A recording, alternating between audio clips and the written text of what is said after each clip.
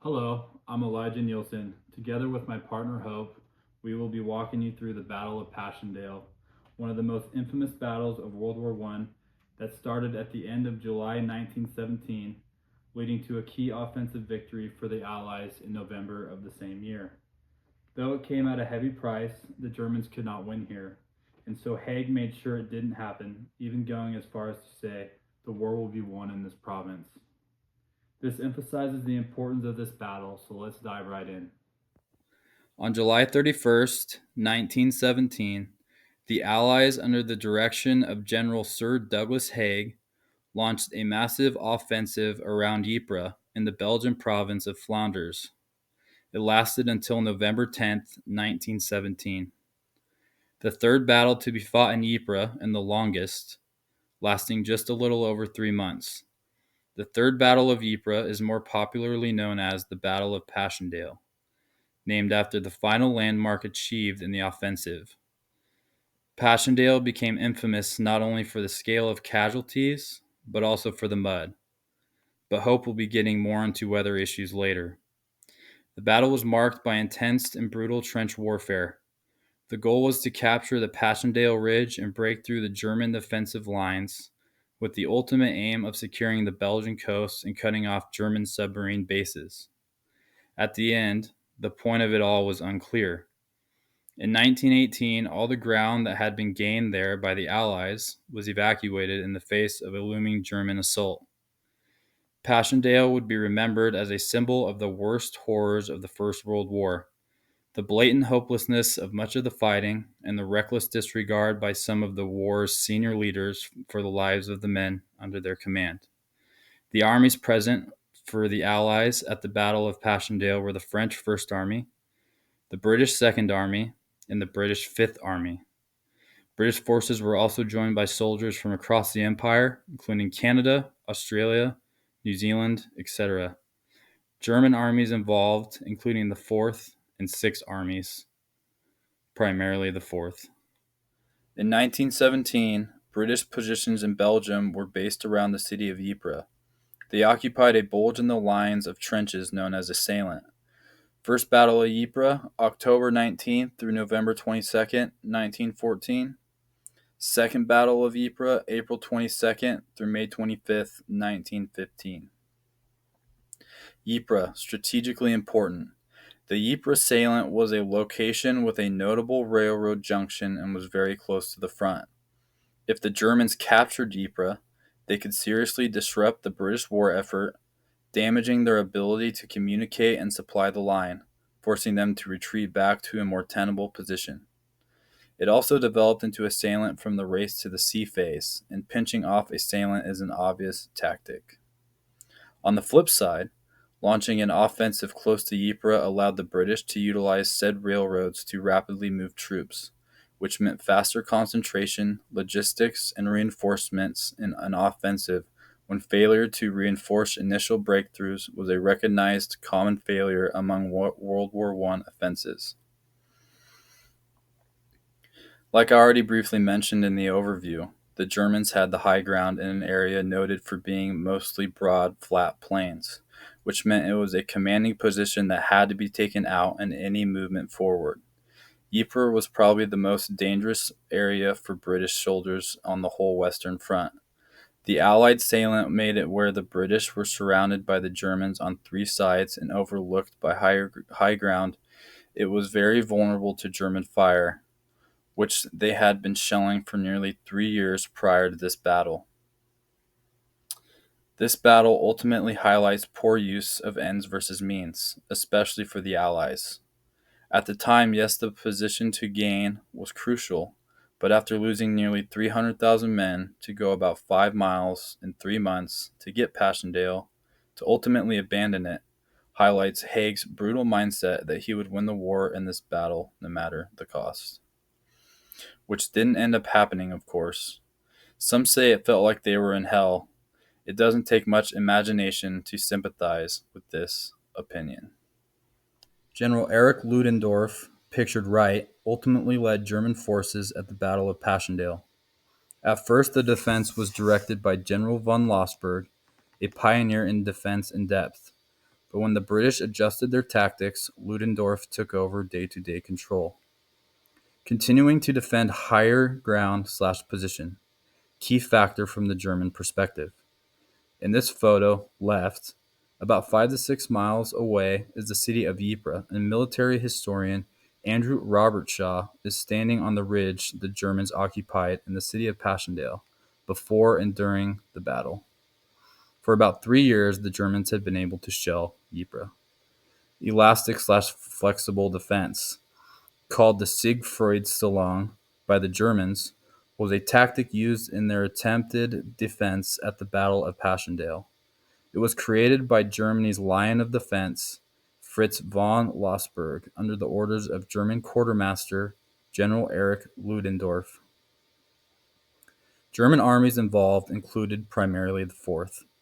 The battle took place in the Ypres salient in Belgium, and the German forces defending the area were part of the German Army's 4th and 6th Armies. However, the 6th German Army itself was not directly involved in this battle. Instead, it was mostly engaged in other sectors of the Western Front during this period. For example, the Battle of Hill 70, lasting from August 15th to 25th, 1917, was an Allied victory fought primarily by the Canadian Corps, with the partial goal of drawing the Germans away from Passchendaele, which in this case would have been the German 6th Army.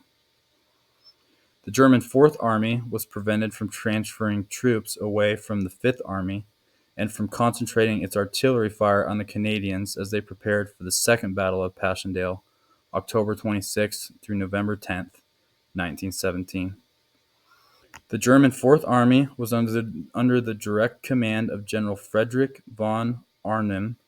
The Battle of Passchendaele was infamous for its horrific conditions, including rain, mud, and heavy casualties on both sides. The Germans suffered around 220,000 killed or wounded and ultimately lost at Passchendaele, which came to a close between November 6th and 10th. Hi everyone, my name is Hope Butler. I hope you are enjoying the presentation so far, and I hope you are finding it just as interesting as we do. But I'm going to get started by talking about the Allied powers and their role within the Battle of Passchendaele. The leader of the British Army during this battle, as well as the commander for all Allied armies in Passchendaele, was General Sir Douglas Haig. He believed and stated on August 13th, 1917, that in his own opinion, the war can only be won here in Flanders. The British in 1916 wanted to attack the Flanders area, but they conceded to the French, who wanted to launch a joint assault on the Somme. After the Arras offensive, which had brought early success for the British, Haig planned to launch an attack in the Ypres salient. General Haig's goal was to capture the high ground area that surrounded Ypres, which included the Passchendaele Ridge, through a series of small battles. The Allies hoped to drive the Germans off of the ridge, blind them, break out to the channel ports, and take the ridge. The hope was that this battle would lead to the conquest of the Belgian coast and alleviate the threat of German submarines that operated there. Haig's plan was very risky and ambitious.